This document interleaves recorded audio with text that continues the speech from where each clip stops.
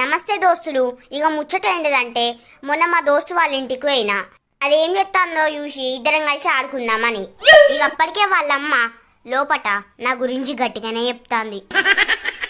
ఇక వాళ్ళు ఏమనుకుంటారో అని చెప్పి ఇక నేను సాటుకుండిన్నా. అదేదో మీరైనండి కాదుగా బిత్తిరి పొల్లతో సోపతేందే నీకు, దాంతో తిరుగుతే నువ్వు కూడా పిచ్చి అని అవుతావు. దాని పొట్టే ఈడితే అక్షరం ముక్కరావు. దాని మాటలు చూసినా ఎట్లున్నాయో బిడ్డ. దాంతో సోపతి పడితే కాళ్ళు రగ్గొడతా. ఇక నాకేం తెలియనట్టు ఆంటీ అనుకుంటా లోపలికి పోయినా. అబ్బో వాళ్ళ ఓరాక్షన్ చూడాలరా బాబో. రా బిడ్డారా, ఇప్పుడే నీ దోస్తుతో నీ గురించి చెప్తాను. ఆ బిడ్డ చూసినావా ఎంత మంచిదో, ఎంత చక్కగా మాట్లాడుతుంది. నువ్వు కూడా ఆ బిడ్డ లెక్క చూసినావా సరే వెళ్ళి ఎట్లా రంగులు మార్చిందో. కొందరు ఇట్లానే ఉంటారు, జాగ్రత్త.